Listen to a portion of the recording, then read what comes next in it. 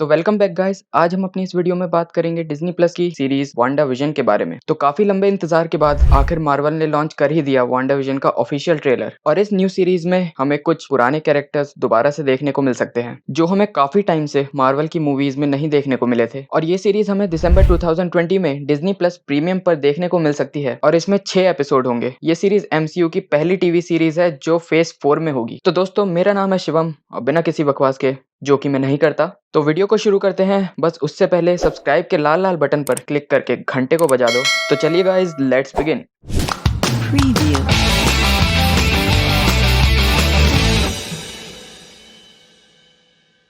आने वाली Disney plus की सीरीज में मार्वल के 2 एवेंजर्स पर फोकस रहेगा, Wanda Maximoff aka Scarlet Witch and Vision. लेकिन पिछली MCU मूवी के कैरेक्टर्स भी इस एक्शन सीरीज में हमें पार्टिसिपेट करते हुए दिखेंगे। इससे ये तो साफ है कि मार्वल अपने पुराने कैरेक्टर्स का हाथ कभी नहीं छोड़ता, जैसे सुनियो नोबिता को छोड़ देता है किसी भी ट्रिप पे जाने से पहले।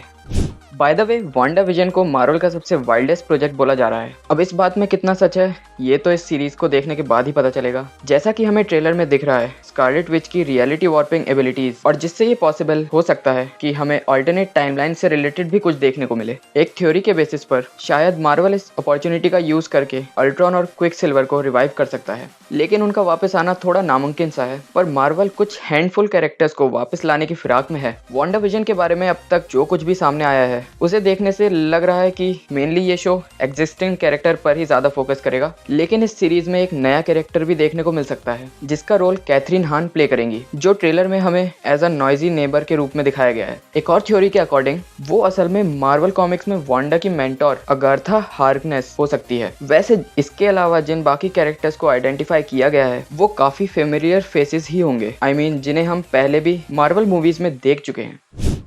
कमाल की बात तो यह है कि स्कारलेट विच, जिसे मूवीज और कॉमिक्स में normally as a supporting character दिखाया गया है, उसे मार्वल अपने MCU प्रोजेक्ट में खुद की सीरीज वांडा विजन में मौका दे रहा है। हो सकता है ये सीरीज वहां से स्टार्ट हो जहां एवेंजर्स एंड गेम के इवेंट्स खत्म होते हैं। पॉसिबल है कि जो कुछ भी स्कारलेट विच एक्सपीरियंस कर रही है वांडा विजन में, ये उसकी रियलिटी वार्पिंग पावर की वजह से हो रहा है। विजन के बनने के बाद वांडा डिप्रेस और होपलेस हो गई थी, और एक बार ऐसे ही वांडा ने अपनी पावर्स पे से कंट्रोल खो दिया था, जिसकी वजह से उसने काफी तबाही मचा दी थी। और शायद ये सब हमें इस सीरीज में भी देखने को मिल सकता है। अपने लवर को दोबारा से पाने की डिजायर की वजह से उसने अनजाने में एक अलग रियलिटी क्रिएट कर दी होगी अपने लिए, जहां वो आराम से विजन के साथ एक नॉर्मल लाइफ जी सके। कॉमिक्स की तरह हो सकता है वांडा को अपनी पावर्स को कंट्रोल करने के लिए अगाथा हार्कनेस पर डिपेंड रहना पड़े। एवेंजर्स इन्फिनिटी वॉर में थैनोस के हाथों मरने के बाद माइंड स्टोन को उसके फोरहेड से निकाल लिया गया था और उसकी एंड्रॉइड बॉडी को लाइफलेस छोड़ दिया था, लेकिन किसी तरह विजन इस सीरीज में हमें दोबारा देखने को मिलेगा। हो सकता है वांडा उसे अपनी पावर्स का यूज करके रिवाइव कर दे। वैसे भी वो कॉमिक्स में लोगों के एक्सिस्टेंस को वापस लाने के लिए जानी जाती है, और ट्रेलर देखने के बाद हम ये भी कह सकते हैं कि विजन को नहीं पता कि वो मर चुका है।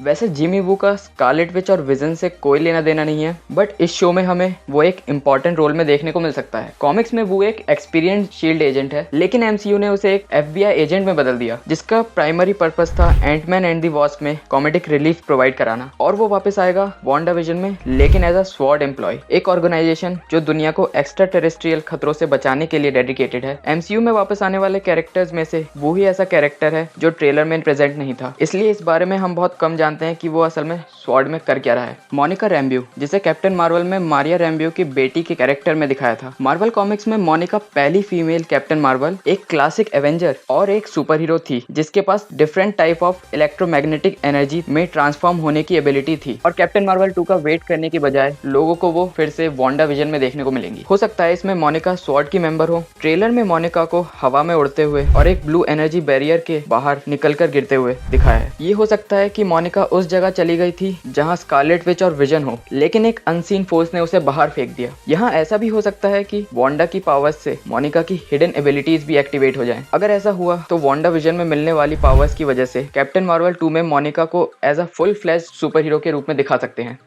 डार्सी लुइस थॉर की मूवी में जेन फॉस्टर की दोस्त थी, लेकिन कुछ टाइम से वो फ्रेंचाइजी में एब्सेंट थी। थॉर रैग्नारॉक की स्टोरी दूसरी दुनिया में जाने के बाद से फ्रेंचाइजी ने ह्यूमन कैरेक्टर्स को छोड़ दिया था और इसी वजह से Darcy Thor the dark world के बाद से दिखाई नहीं दी। फाइनली वो वांडा विजन में वापस आ रही है और उसे ट्रेलर में one of the SWORD operatives के रूप में देखा जा सकता है। गाइस, बाकी इन सब के बारे में डिटेल से तो हमें शो देखने के बाद ही पता चलेगा। तो आज के लिए बस इतना ही। अगर ये वीडियो आपको पसंद आई तो इस वीडियो पर लाइक जरूर करना, और अगर आपके पास भी वांडा विजन से रिलेटेड कोई इन्फॉर्मेशन है तो हमारे साथ कमेंट सेक्शन में जरूर शेयर करना। Okay guys, thanks for watching.